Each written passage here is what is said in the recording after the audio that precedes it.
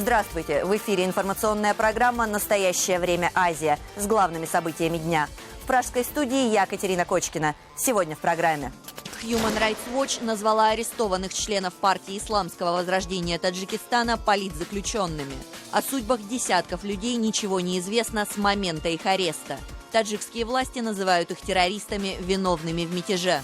Группа террористов хотела изменить конституционный строй Таджикистана. На место прибежал полицейский, он сразу спрыгнул. Я прыгнул за ним, не задумываясь. Спасший русскую женщину в московском метро кыргызстанец Марат Исаев не считает себя героем. Я не делал этот поступок для того, чтобы кем-то стать. Кровавый теракт в Анкаре. 28 погибших. Турецкие власти обвиняют сирийских курдов и Россию и заявляют о готовности ответного удара. Между тем, с границы сообщают, что турецкая армия и танки уже на сирийской территории. Мы будем отвечать обстрелами на любые посягновения на наши границы. Россия превыше всего. Бывшие советские немцы как инструмент агрессивной пропаганды Кремля в Германии. Расследование корреспондентов нашей программы. Сейчас российское телевидение, мне кажется, настолько правдиво все рассказывает. Правозащитная организация Human Rights Watch признала политическими узниками активистов запрещенной партии Исламского возрождения Таджикистана, которые были арестованы в сентябре 2015 года по обвинению в организации вооруженного мятежа в Душанбе. По мнению правозащитников, арестованных подвергают пыткам в следственных тюрьмах республики. Судьба многих активистов неизвестна до сих пор. Human Rights Watch требует от таджикских властей немедленно выпустить на свободу всех политзаключенных. Все данные своего расследования правозащитная организация издала в виде доклада, который был распространен по всему миру. Напомним, массовые аресты членов партии Исламского возрождения начались в минувшем сентябре, после неудачной попытки военного государственного переворота под руководством генерала Назарзаде. В самой партии Исламского возрождения Таджикистана свою причастность к событиям категорически отрицали. Тем не менее, властями были арестованы не только руководители и рядовые активисты, но и даже члены их семей. В общей сложности арестам подверглись несколько сотен человек. В сентябре прошлого года были события, которые до сих пор мы не до конца не понимаем, когда бывший заместитель министра обороны Таджикистана якобы бунтовал, то есть поднял оружие против Душанбе.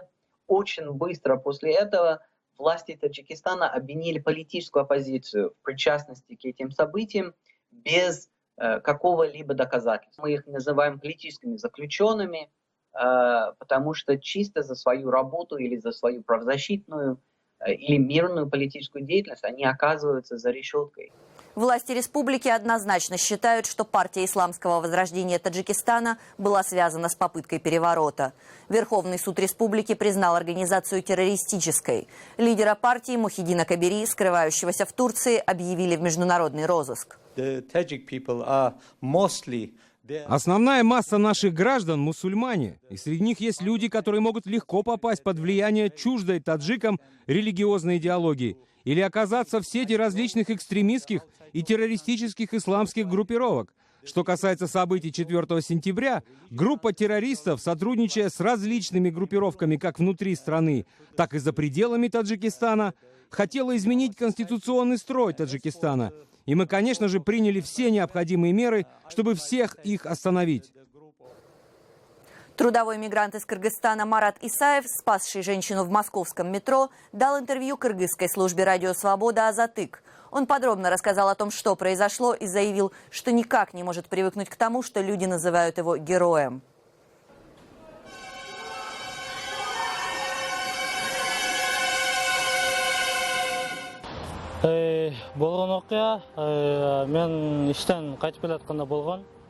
Все произошло, когда я возвращался с работы, это недалеко от моего дома. Я вышел из вагона и увидел, что женщина упала. Как и все остальные, я подбежал и увидел, что она лежит на рельсах. К тому времени на место прибежал полицейский, он сразу спрыгнул. Я прыгнул за ним, не задумываясь. Я хотел только помочь женщине, она сильно дрожала, и мы не смогли ее сразу вытащить. Мы предприняли 2 попытки, но неудачно. Мы увидели, что приближается поезд, и как сговорившись, положили женщину в лоток и сами легли туда. Слава богу, поезд никого из нас не задел. Он остановился прямо над нами. Мы попытались выползти, но подошел машинист и крикнул, чтобы мы не двигались, пока он не отключит ток. Мы лежали и не двигались. Женщина лежала передо мной. Она пошевелила ногами и задела меня. Я очень обрадовался. Понял, что она жива. Я не считаю себя героем. И пока никак не могу привыкнуть к такому вниманию. Люди останавливаются, просят сфотографироваться с ними, здороваются со мной. Я пытаюсь привыкнуть к этому ко всему. Я ничего ни у кого не просил и не прошу. Если меня куда-то не позовут, я не обижусь. Я не делал этот поступок для того, чтобы кем-то стать. В тот день я спрыгнул, чтобы поднять ту женщину на платформу, спасти ее. Я даже не мог подумать, что все это так обернется. Мы продолжаем серию специальных репортажей о гидроэнергетике Кыргызстана. Существующих мощностей в связи с ростом населения республики катастрофически не хватает. Новые проекты, в том числе и совместный с Россией проект Нарынской ГЭС, приостановлены. Адилет Бектурсунов о том, как кыргызстанские гидроэнергетики собираются решать проблему. Нижний Нарынский каскад. Станции, самые важные станции, которые вырабатывают 80% электроэнергии, потребляющей наша республика.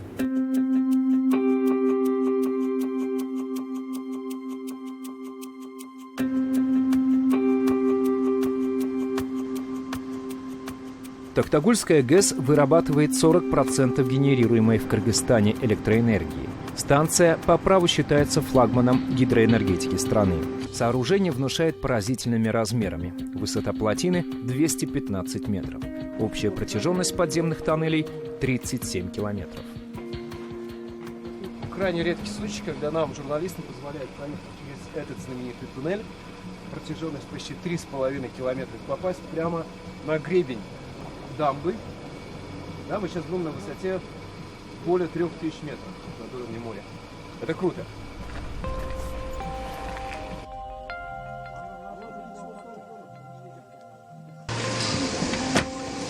Токтагульская ГЭС – режимный объект стратегического значения. Оказаться внутри дамбы можно только по специальным пропускам.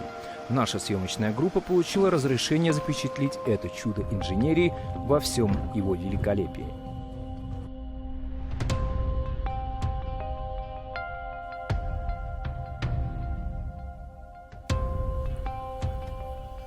Здесь, на гребне дамбы, понимаешь величие человеческих возможностей. Но самое интересное в том, что здесь под водой остались целые районы и села. Вот на такие вот жертвы шли 40 лет назад.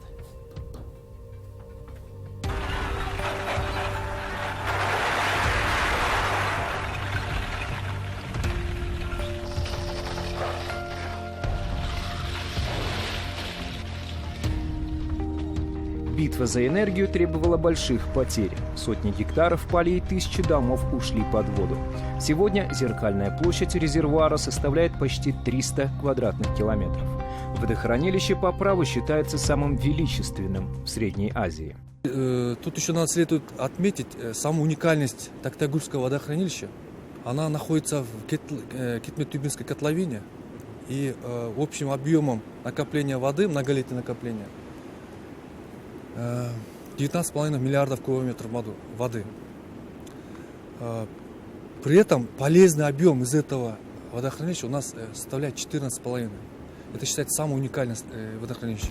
Для возведения дамбы требовалась армия рабочих. Ветеран Насыр Абдразаков вспоминает, на стройку века были привлечены тысячи специалистов со всего Союза.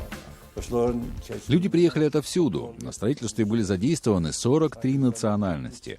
Я сам тут с 1967 года.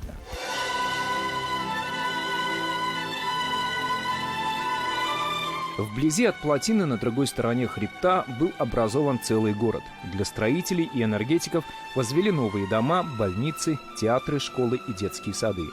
Город Каракуль рос с невероятной скоростью.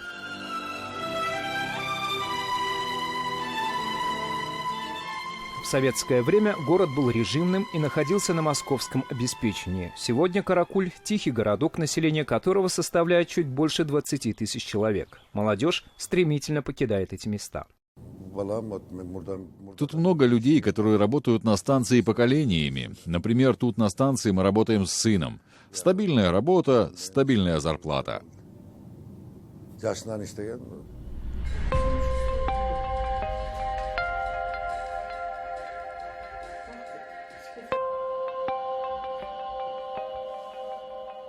О полувековой истории станции рассказывают экспонаты и редкие фотографии, хранящиеся в музее Каракуля. Смотритель галереи Сабыр Токтогулов, в прошлом энергетик, проработал на станции больше 40 лет. В поселке Шамал-Дысай зародился костяк гидростроителей. Я бы сказал, это фанатики. Вот, например, практически 5 раз перекрывали реку Нарын.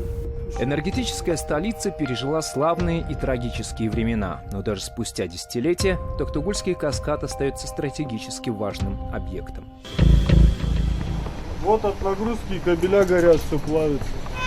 Зима 2008-го. Этот год многие кыргызстанцы помнят хорошо. Из-за критической отметки воды в резервуаре выработку электричества на станции сократили ровно вдвое. В стране ввели массовые веерные отключения электричества.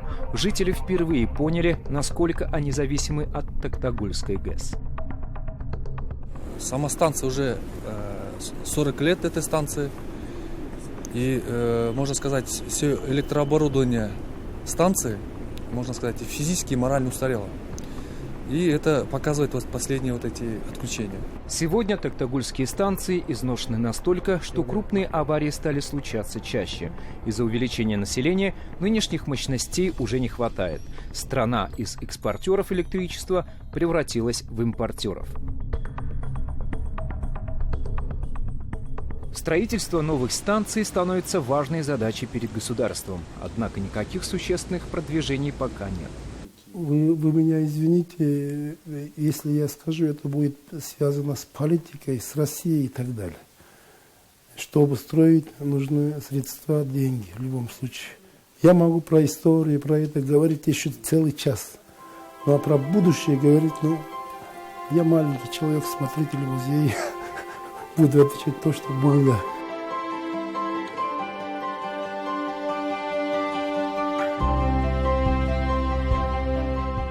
За полувековую историю Каракуля сменилось не одно поколение. Город сам стал одним большим музеем, в котором люди живут в ожидании новых перемен. Адилет Бектурсунов, Улан Мисналиев. Настоящее время, Кыргызстан.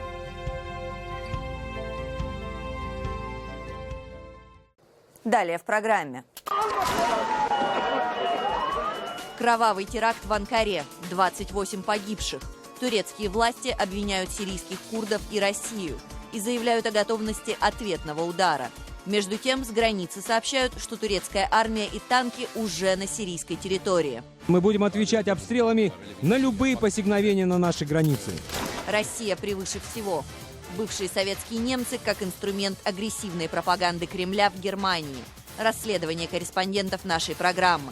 Сейчас российское телевидение, мне кажется, настолько правдиво все рассказывает. Серия терактов в Турции. 28 человек погибли и 61 получили ранения в результате взрыва в центре Анкары. Заминированная машина взлетела на воздух в нескольких сотнях метров от здания парламента. Ответственность за нападение пока на себя никто не взял.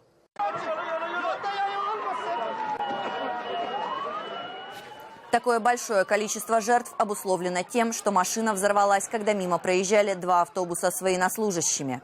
Взрыв произошел в непосредственной близости от зданий парламента и турецкого генштаба. Помимо военных были убиты и ранены гражданские лица. Камера наружного наблюдения зафиксировала момент взрыва. Вы как раз видите эти кадры. На них хорошо заметно, что целью террористов были именно автобусы с турецкими военными. Взрыв, как сообщают СМИ, устроил террорист-смертник. С разницей в несколько часов в столице Швеции, Стокгольме, прогремел взрыв в турецком культурном центре. Здание сильно повреждено, выбиты все стекла. В момент взрыва внутри здания людей не было, никто не пострадал. Еще один взрыв произошел на юго-востоке Турции, в провинции Диярбакыр.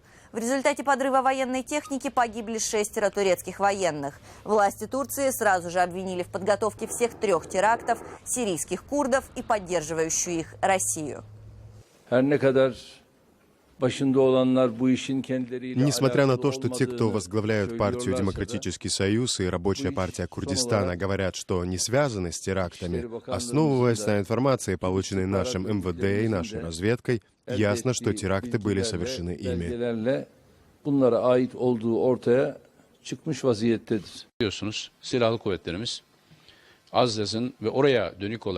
Как вы знаете, наши вооруженные силы уже отвечают на обстрелы с сирийской стороны и защищают беженцев. Это будет продолжаться. Мы будем отвечать обстрелами на любые посягновения на наши границы.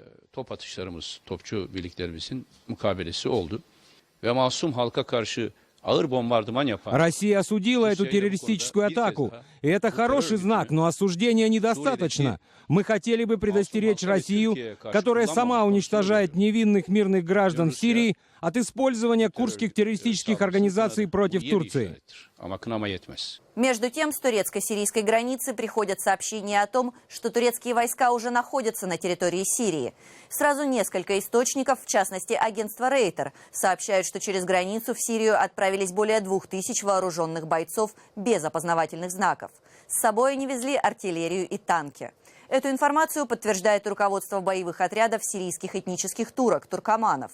Наш корреспондент Шахида Якуб только что вернулась из зоны боевых действий. Она рассказала нам, кого на самом деле поддерживает Турция в Сирии, а также о турецкой артиллерии на территории Сирии. А правда ли, что турецкая армия в данный момент в Сирии, по сути, поддерживает джихадистов, террористических организаций АНУСРА, ну и, собственно, ИГИЛ? Ну и часто идентичные идеологии. Да, это достаточно правдивая информация. Вот не далее, как сегодня, военным, так сказать, или повстанцам, которые ассоциируются с одной из религиозных группировок, Аль-Шамс, Турция дала возможность перейти границу между Турцией и Сирией и идти воевать за Азаз и за Алеппо. Дело в том, что да, Турция поддерживает Аль-Нусру, и через это организация, которая ассоциируется с Аль-Каидой и другими религиозными группировками, которые не состоят в ИГИЛе. С ИГИЛом не все так просто, потому что ИГИЛ — это ультрарадикальная группировка, к которой Турция, да, имеет какие-то отношения, но официально она ее, естественно, не поддерживает. Существует информация, что и турецкая артиллерия, и турецкие танки уже находятся на территории Сирии и оттуда непосредственно ведут огонь по курдам. Официальные турецкие источники говорят, что обстрел курдских районов ведется с территории Турции. На самом деле... Но МИД Турции говорит обратно. Нет, Турция полностью отвергает присутствие своих войск. МИД Сирии. МИД Сирии, да, МИД Сирии так говорит. То же самое подтверждают, опять-таки, те врачи, которые на той территории находятся. Они говорят, что турецкие танки там из тех позиций обстреливают. В последнее время в западных СМИ появляется много обвинений в адрес России, которая пытается дестабилизировать при помощи пропаганды ситуацию в крупнейшей стране Евросоюза Германии. Основными проводниками политики Кремля называют бывших советских немцев. Наш корреспондент Дарья Соловьева пыталась разобраться, насколько серьезное влияние оказывают на немецкое общество российские пропагандистские инструменты.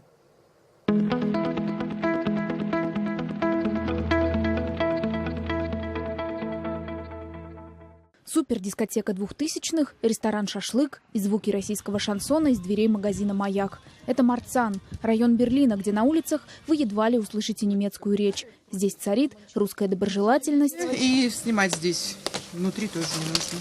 А рекламные растяжки обещают: русское ТВ бесплатно навсегда.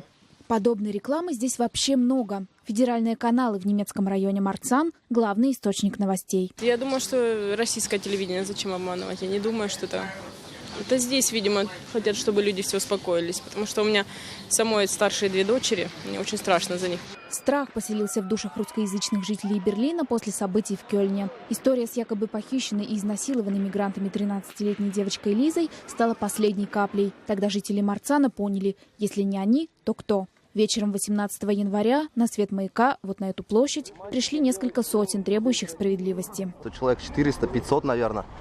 Там еще толпа за этим магазином. Тут охрана, полиция, все охраняет. Митинг был вообще нелегальный.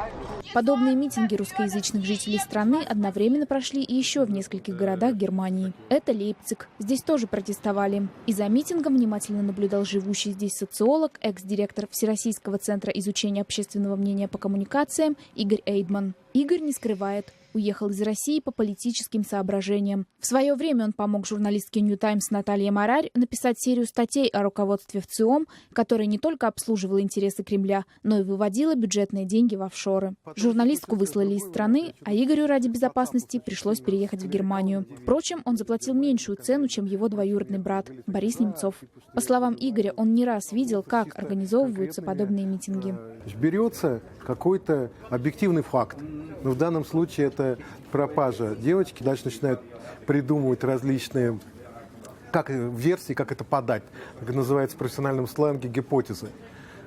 Да, ну вот скажем, что вот девочку там изнасиловали беженцы, теперь у нас угроза всем русскоязычным, всем вообще белым людям, давайте там вперед. И так далее. Дальше находятся люди, которые готовы за небольшой прайс все это дело раскрутить. В случае с бедной Лизой первоисточником стал некий конвент российских немцев. Надо сказать, организация эта самим русским немцам знакома мало. На сайте из контактов только бланк обратной связи, да и через него ответа мы не получили. Зато президент конвента Генрих Гроут на связи с Москвой, куда он регулярно летает. Александр Райзер возглавляет объединение немцев-переселенцев в Берлине. Говорит, что конвент существует только в просторах интернета. Нет ни помещений, ни адреса, где можно было бы видеть этот конвент. История с Лизой дошла до высших лиц государства. Министр иностранных дел Сергей Лавров обвинил немецкие власти в том, что они пытаются, цитата, «замести проблему под ковер и политкорректно залокировать действительность». Глава МИД Германии Штайнмайер посчитал слова Лаврова вмешательством в дела ФРГ. Возмущен был и адвокат Мартин Лютле. Юрист подал на автора нашумевшего сюжета Ивана Благова иск в прокуратуру. В ответ в адрес адвоката стали поступать анонимные угрозы. Немецкие власти выделили Лютле охрану. На связь он выходит только через скайп. Они пытаются нарушить порядок в нашем государстве с помощью ложной информации. Они говорят ужасные вещи о Германии. Этот журналист сделал сюжет полный ошибочных заявлений. На днях прокуратура начала расследование против журналиста Первого канала. Тем временем сама российская сторона затаилась. За моей спиной находится посольство Российской Федерации в Берлине. Сюда мы обратились за комментариями по делу девочки Лизы. Но нам ответили, что к официальному заявлению Лаврова им добавить нечего, как и в принципе к вопросу о русских немцах в Берлине. И все-таки, что ж это было? Выпад российской пропаганды или просто чья-то ошибка? Свое мнение есть у профессора кафедры российской культуры и общества Санкт-Галленского университета в Швейцарии и одного из лучших знатоков постсоветской России в немецкоязычной части Европы Ульриха Шмидта. Он считает, что волнение в среде русских немцев лишь начало. Патриотическая культура в России, скорее всего, еще более усилится в ближайшем будущем. Чем хуже экономическая ситуация, тем интенсивнее потребность объяснить гражданам происходящее. Сегодня российская пропаганда уже не предлагает связное повествование, но самые разные теории заговора. Эффект такой, что в российском населении преобладает дезориентация. В любом случае, громкая история была услышана всеми. Немецкие власти узнали о возможностях российских СМИ. Российские СМИ о силе немецкого правосудия. Возможно, кое-что о методах работы любимых каналов узнали и простые зрители. Дарья Соловьева, Юрий Векслер, Эльдар Эльзаде. Настоящее время. Это были все новости, о которых мы хотели вам рассказать. Читайте нас в социальных сетях и на сайте currenttime.tv. Мы встретимся с вами завтра в это же время. Всего доброго!